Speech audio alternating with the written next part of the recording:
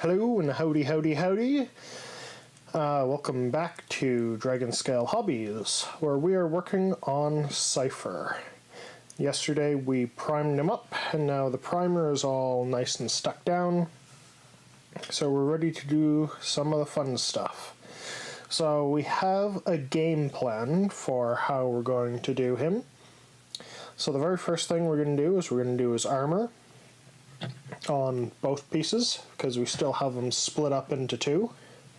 So we're going to do the armor in black, as well as the leg and the arms in, the armor.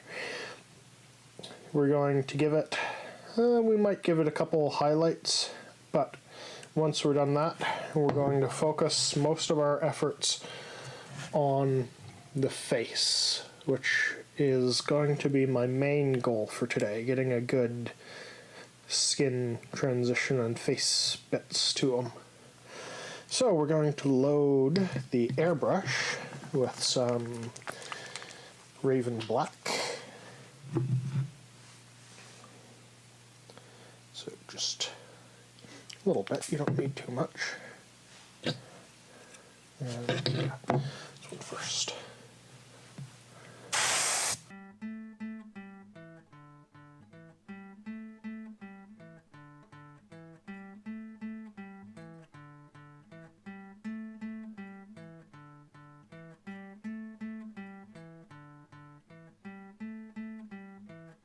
Now I'm going to use a tool that I just recently decided to start using, the good old hairdryer. It really helps out with drying the paint faster.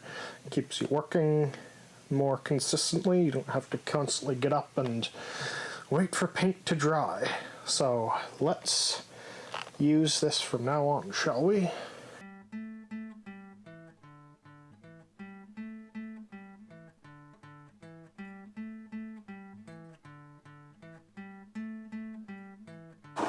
Alright, let's turn that off. So, the main event for today is going to be the face. So we're going to start out with a very, very dark brown. Well, not so, ooh, that's really watery. The pressure is ridiculously high still. That's better. So we are going to get a little overspray, unfortunately, but we will fix that later.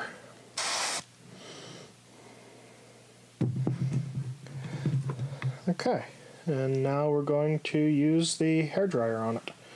Just let's see if I can focus. Alright, so now we're going to lay in the shadow for the face. So we're just going to take some black in the airbrush and we're going to spray from below.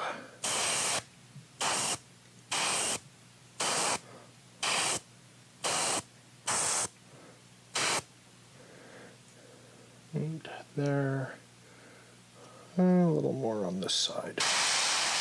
Next, we start with our first actual flesh color, which is a rugged flesh.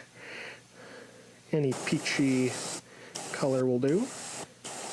And we do the exact same thing that we did with the brown before, just that vertical from the top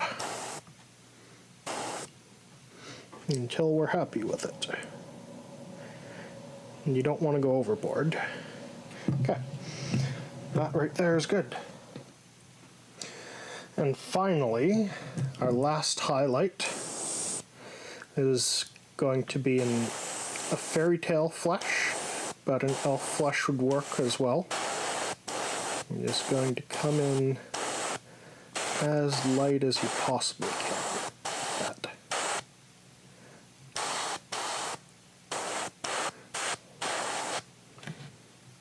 Alrighty, we have our wash mixed up. Now, I'm just going to apply it to the face.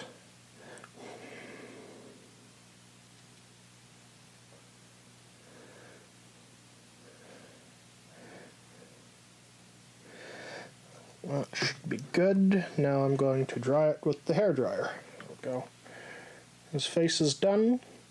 Now, what we have to work on next is, we're still not done with the airbrush, but as soon as we hit anywhere around here with the airbrush, it's going to completely undo all the work we did on the face.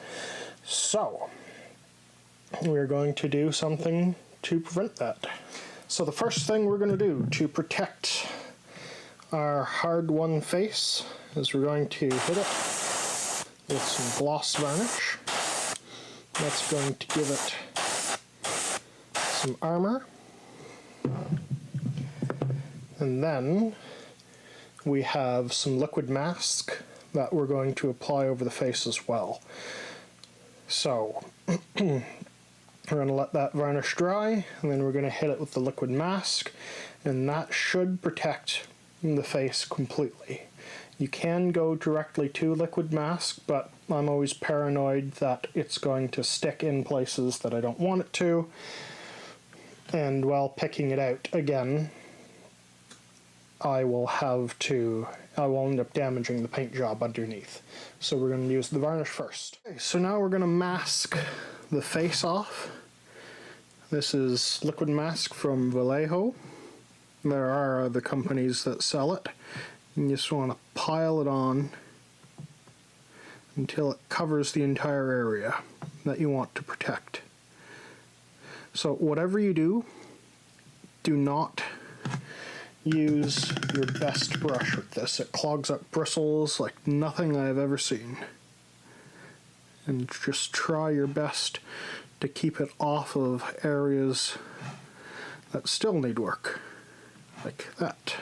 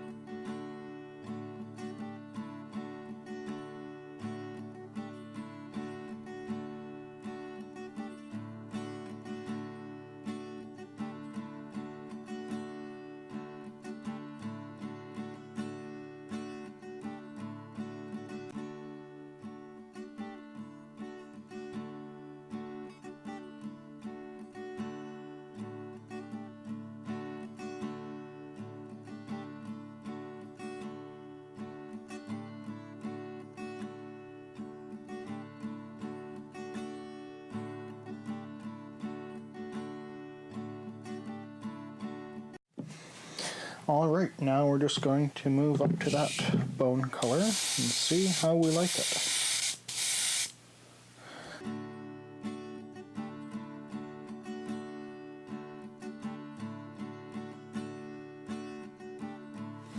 Okay, so we have his robe cloak thing done. We're going to weather the crap out of it later, but we're going to weather the crap out of a lot of stuff, so we're going to continue doing other parts before we do that, because it's kind of a final step.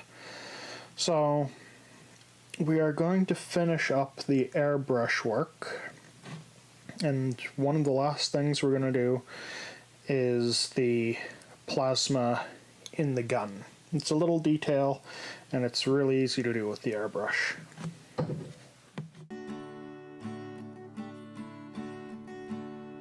Alrighty, so that's most of the airbrushing for now. We have a couple other things to do with it much later.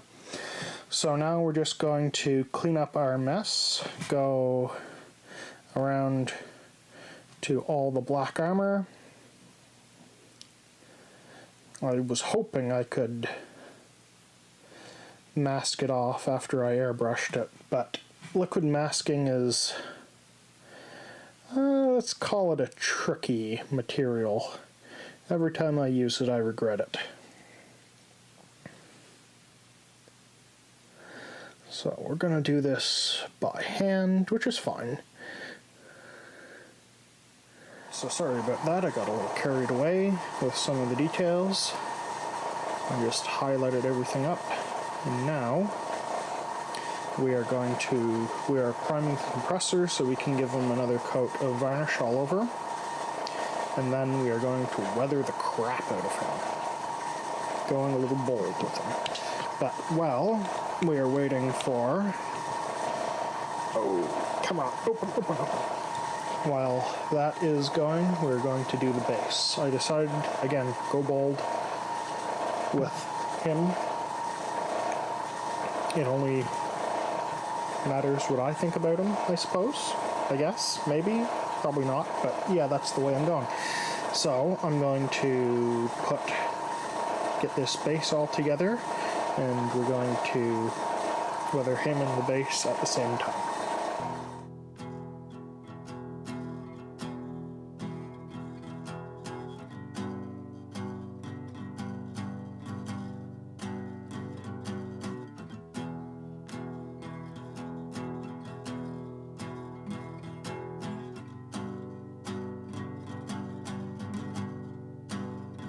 Alright, and then that's about it for the base before we weather it. Just keeping it simple, and the weathering will do most of it. Okay, so just a little explanation of what I've done. I've given him a gloss varnish all over, and now I'm going to take some of these pigment powders, and weather him. I'm going to be wearing the mask for most of this because these are very bad if you breathe them in. So first I'm going to start with a wash, and so you mix it with isopropyl alcohol, make yourself a gritty wash, and I'm going to work it into the base.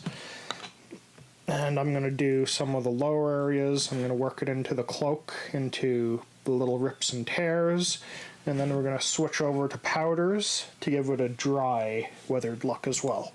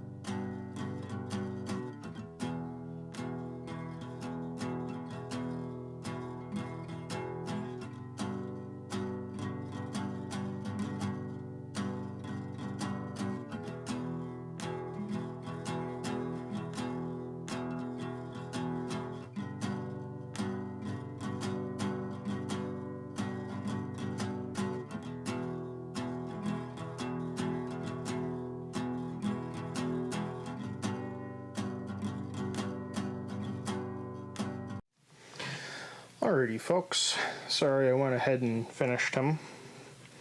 You can see the weathering did almost what I wanted it to. I knew this was going to be a bit of a compromise model. Ever since the liquid mask gave me its issues. So he's good enough for now. He's definitely a bronze, but I think I'm going to hang on to him, maybe work on him again someday. But I have another project that I need to get onto, another project that I want to get onto, so I decided to finish him, put him on the base that I thought looked cool. Obscures him a little bit, but I think that's a good thing. So yeah, he gets a bronze. I'm going to do some shots of him, and that's going to be it.